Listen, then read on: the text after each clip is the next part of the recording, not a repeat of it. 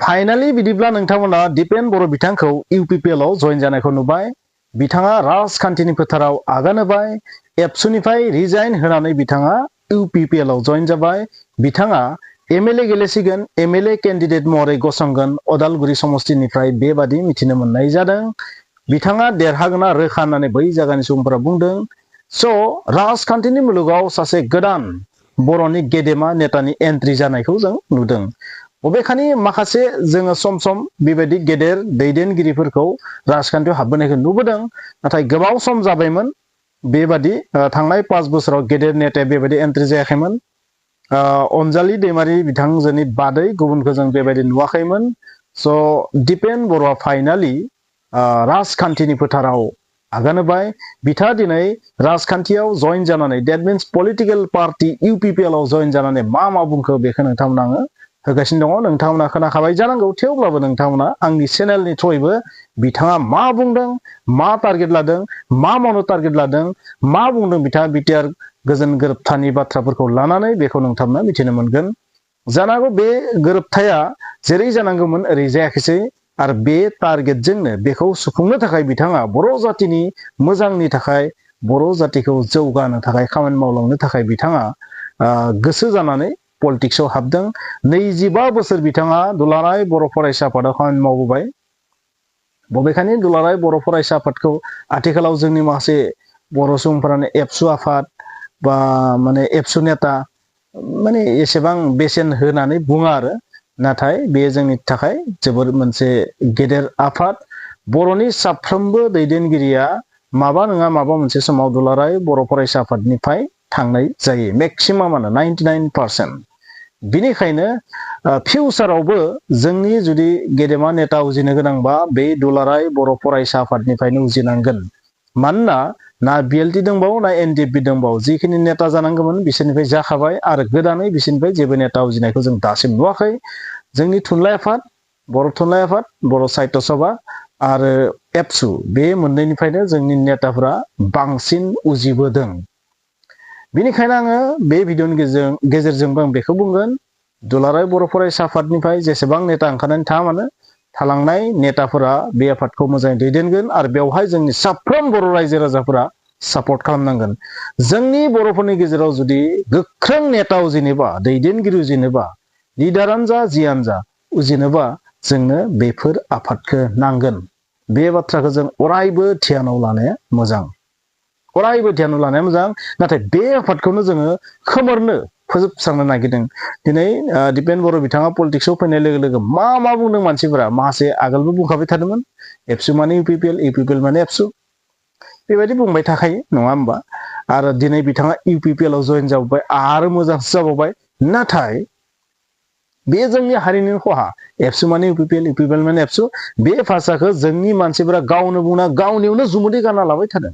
बर'आनो बर'खौ फोजोबस्रांदों। जेरै नोंथांमोना नुदोंना मोनसे एडभार्टाइज, निजे निजर शत्रु, नोंनो नोंनि सुथुर। मानो जुदि नोंथाङा नोंथांनि आखाइखौ सुवाबा, बै आखाइ सुयै आखाइजों नोंथाङा जुदि आदार जायोबा, बै आदारजों लोगोसे आखायाव थानाय माने बिलियन जिउसाया नोंथांनि उदैयाव थांगोन आरो डायरिया बायदिसिना बेराम जानो हागौ। स' बेबायदि साबुननि एडभार्टाइजखौ नोंथांमोना नुदों जानांगौ।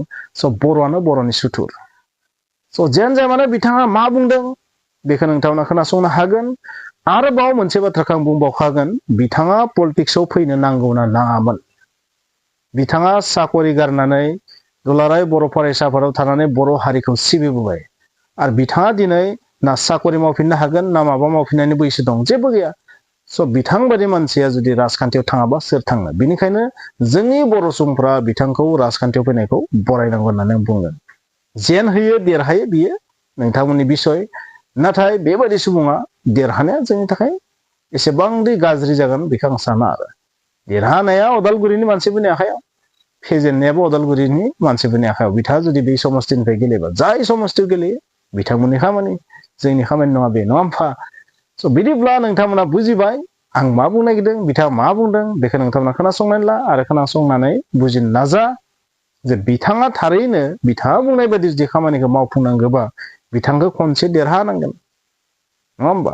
बिथाङा जाय पार्टियाव थाया मानो बिथांखौ देरहानांगोन आरो देरहानानै बिथाङा मावनो हायो ना हाया बेखौ टेस्ट नायनांगोन खमसे खम चान्सथ' होनांगोन जाबायदि गुबुन गुबुन जोंनि नेताफोरखौ हाथियार लानायानो जा लायैयानो जा जाबायदि स्कप होदों बिथांखौबो जुदि स्कप होयोबा थारैनो जोंनि हारिया मुलाम्फा जागोन आङो मोनसे रियेलिटि मोनसे बाथ्राखौ नोंथांमोननो बुंगोन गासैबो बिथिङानो जागायजेननायाव मा जायो सौथा जायो बर'फोरा राजखान्थियाव दिनै 20-22 बोसोरनिल'सो राजखान्थियाव मैखोमै आगान होदों राजखान्थियाव आखाइ होनाया बांद्राय गोबाव जायाखै स' जागायजेननायाव जोङो गोबां माने थाखा फैसा नुनानै लब जानानै मा जायो खामानिखौनो मावनो रोङा जायो जोंनि नेताफोरा बेखौ जों नुदों आरो माखासे बिथिङाव जोङो मा जायो बमब्राय जानानै जों मा जायो गोबां खहा जायो जेसेबां मुलाम्फा जानांगौमोन राजखान्थिया जोंनि थाखाय बियो जायाखै बिनिखायनो खम समनि गेजेरावबो जों राजखान्थिनि एक्सपार्ट जानाया एसेबां इजि नङा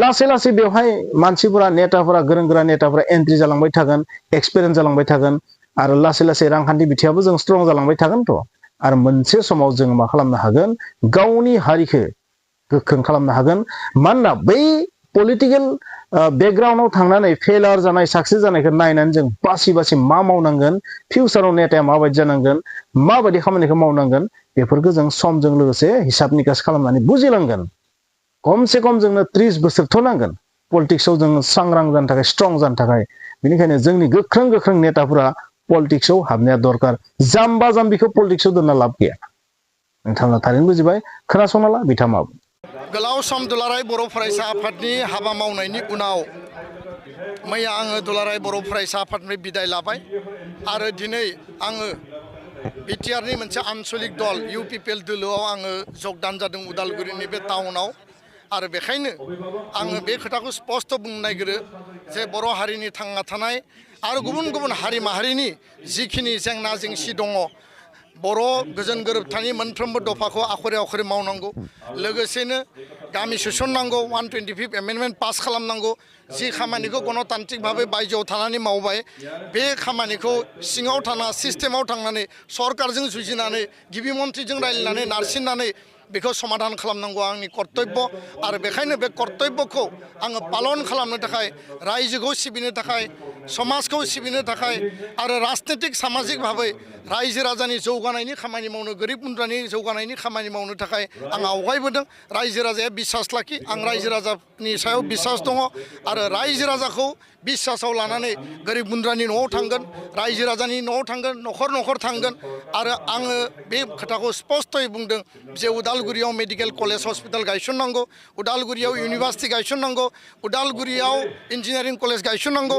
बड'लेण्डनि गुबुन गुबुन जायगाया जेरै जौगादों आसामनि गुबुन गुबुन जायगाया जौगादों उदालगुरि जिल्लायाबो बड'लेण्डनिनो मोनसे एंगारहायै जिहेथु बे बाहागो बेखायनो जौगानायनि आरो गोदान जोलै लाइमोनफोरखौ जुब शक्ति गोदान शक्तिजों लाइमोननि शक्तिखौ बिथांमोननि एमप्लयमेन्ट बिथांमोननि एम्पावारमेन्टनि बाथ्रा आइजोफोरनि जौगानाय बिथांमोननि एम्पावारमेन्टनि बाथ्रा आरो समाजखौ गोदान मोनसे बाथ्राजों गोदान गति होनो थाखाय आङो समायखिरा लादों रायजो राजाया आंनि सायाव बिसास लाखि आरो दिनैनि बे समाव मानगोनां प्रमद बर' बिथांखौ UPPL नि आफादगिरि आरो गोदानै राज्य सभानि माने सायख'जानाय बिजाथि बा देरहासारनाय मानगोनां बिथां आरो बारग' बिटिआरनि चिफ बिथांखौ आङो धन्यबाद होदों लोगोसेनो उरखाव गोरा ब्रह्म आथिखाल आसामनि केबिनेट मन्त्रि बिथांखौ धन्यबाद होदों आरो लोगोसेनो रोनगोरा नार्जारि आथिखालाव राज्य सभानि MP लोगोसेनो मानगोनां गबिन्द बसुमतारी